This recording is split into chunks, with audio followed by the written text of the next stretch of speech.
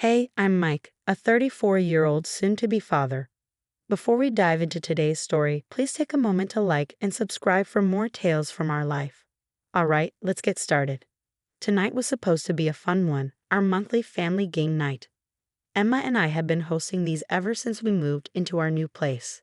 It's our way of staying connected with everyone, especially now that Emma is 8 months pregnant and we're preparing for our first child. She was in the kitchen, arranging snacks on platters, her belly prominent and her smile bright whenever she caught my eye. I was busy blowing up balloons and stringing lights around the living room, trying to make the place look festive. Need any help with that? Emma called out, her voice warm, but a bit strained from the effort. I've got it, love. Just take it easy, I replied, wanting her to rest as much as possible. The doorbell rang. It was Tom and his son Jake.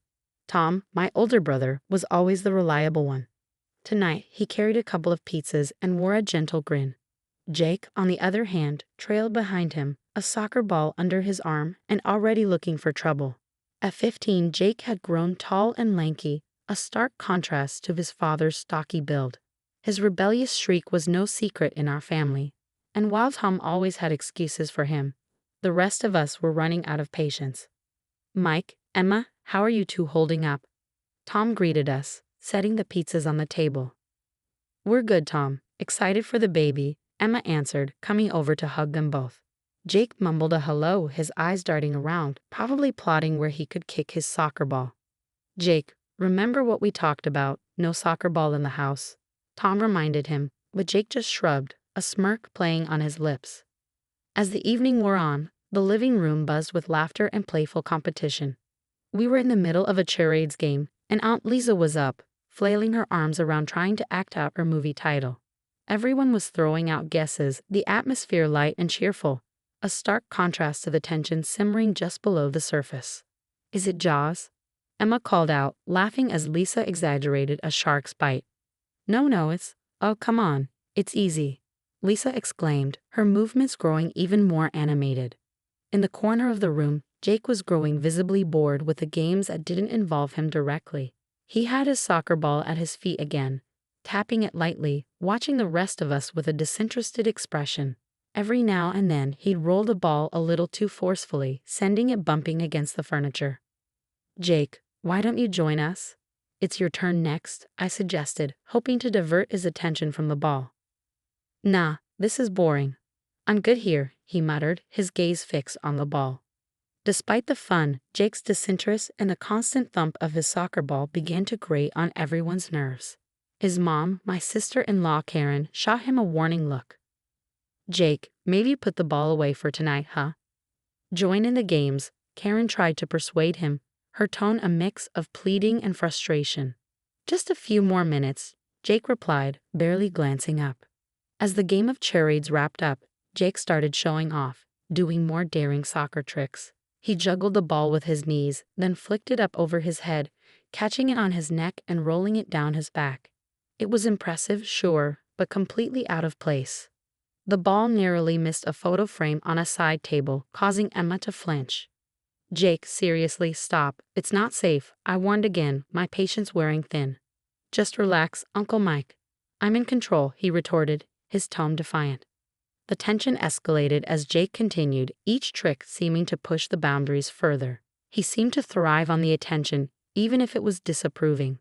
The family's reactions were a mix of admiration for his skill and concern for the potential disaster brewing. Jake, that's enough. Tom finally stepped in, his voice stern. You're going to break something or hurt someone. Jake paused, the ball at his feet, and looked around at the concerned faces staring back at him. For a moment, it seemed like he might comply, but then, with a defiant smirk, he set the ball up for another trick. That's it. Game over, Tom declared, moving toward Jake to take the ball away. But Jake wasn't having it. He dodged his father, kicked the ball up high, and prepared for his next trick, a direct kick that would have far-reaching consequences. As the ball soared, everyone's attention was riveted on its path, a mixture of awe and horror at the audacity and the potential danger it posed. The tension in the room peaked as Jake lined up for what looked like a grand finale with his soccer tricks. Despite repeated warnings, his smirk remained undeterred, his eyes glinting with the thrill of the challenge. I stood, feeling a protective surge as I watched him angle his body, the soccer ball positioned perilously. "Just stop, Jake." Emma's voice was sharp, tinged with fear, as she clutched her belly protectively. Ignoring her plea, Jake swung his leg with precision and power, sending the ball hurtling across the room. Time seemed to slow as I watched the ball's trajectory heading straight for Emma. Her eyes widened, her hands instinctively moving to shield her stomach. My heart lodged in my throat, panic flooding my veins. In a blur of motion, Tom sprang forward with an agility I hadn't known he possessed. His hand met the ball midair, just inches from Emma. The force of the block redirected the ball sharply, sending it smashing right back toward Jake.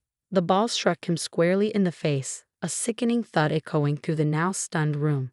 Jake staggered back, his hands flying up to his nose, which was quickly reddening with blood. His look of shock mirrored the collective gasp that filled the room. The triumphant smirk he wore seconds ago vanished, replaced by pain and confusion. The silence that followed was deafening. Emma, still seated, was shaking, her breaths shallow and quick. I rushed to her side, kneeling in front of her, my hands on her knees. "Are you okay? Did it hit you?"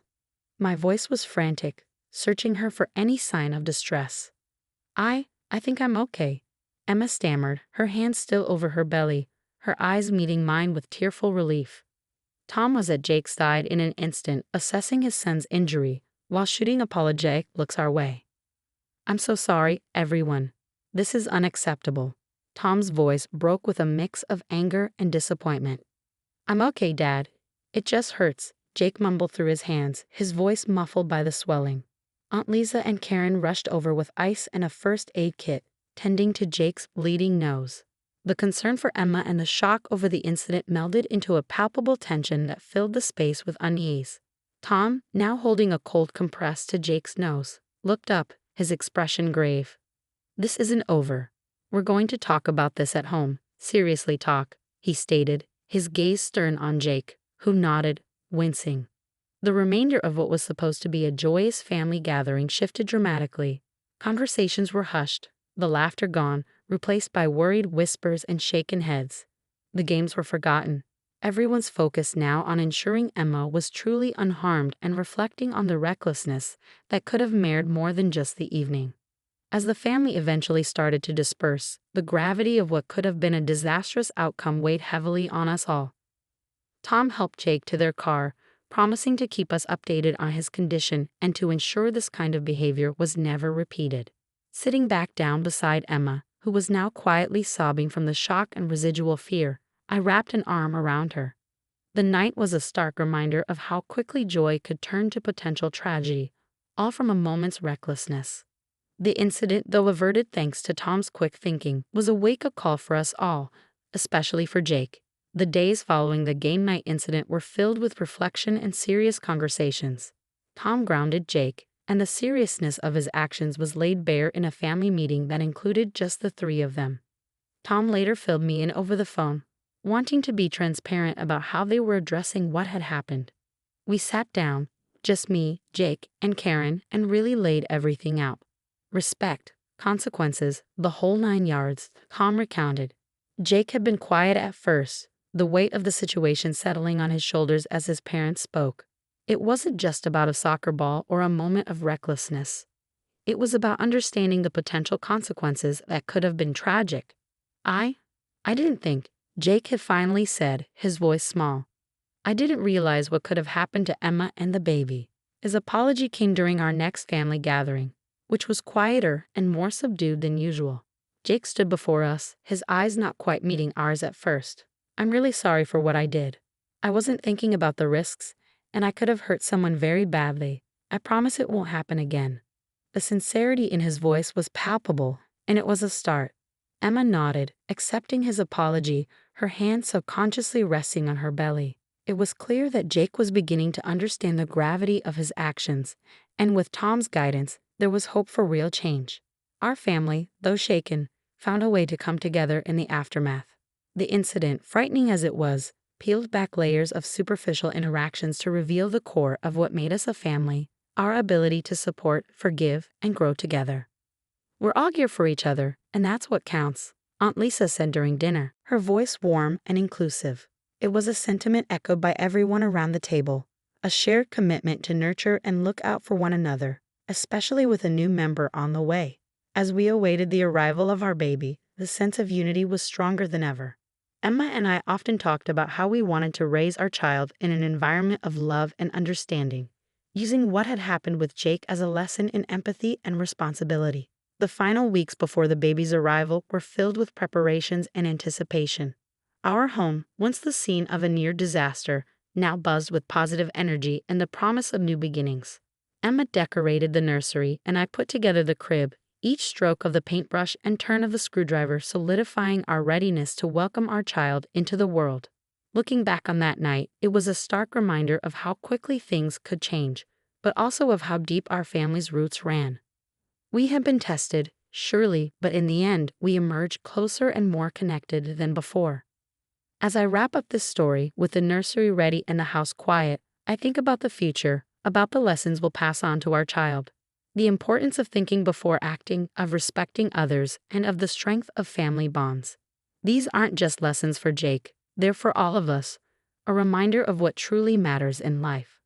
That wraps up our story, but it leaves us with a pressing question to ponder. Should teenagers like Jake be held to adult standards of accountability when their actions lead to dangerous outcomes? Or should their age and maturity level factor into how they are disciplined? Share your thoughts and experiences in the comments below. If you enjoyed this story and the discussion it sparked, please like the video and consider subscribing to our channel for more engaging content like this. Your support helps us continue these conversations and connect with more stories.